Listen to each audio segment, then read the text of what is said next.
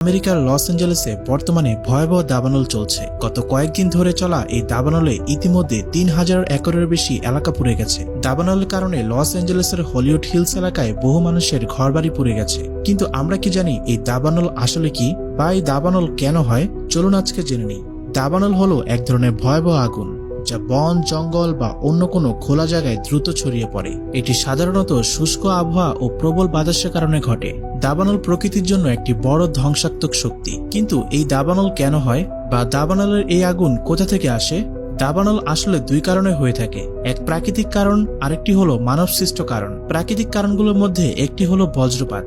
বজ্রপাত সরাসরি গাছপালায় আগুন ধরিয়ে দিতে পারে। এছাড়া দীর্ঘদিন বৃষ্টি না হলে গাছ ও গাছের পাতা শুকিয়ে যায়, যা আগুন ছড়ানোর প্রধান উৎস। এবং আগুন লেগে গেলে তীব্র বাতাস আগুনকে দ্রুত ছড়িয়ে দেয়। আর মানুষের কারণেও অনেক সময় দাবানল হয়ে থাকে, যেমন ক্যাম্পফায়ার, সিগারেটের টুকরা বা বারবিকিউর আগুন সঠিকভাবে নিবানো না হলে দাবানলের কারণ হতে পারে। আবার কেউ কেউ উদ্দেশ্য প্রণোদিতভাবে বনভূমিতে আগুন লাগিয়ে দেয়। দাবানল হচ্ছে প্রকৃতির এক ভয়ঙ্কর শক্তি। প্রাকৃতিক হোক বা মানব সৃষ্টই হোক, এর প্রতিটি অগ্নিশিখা আমাদের জন্য একটি চরম শিক্ষা।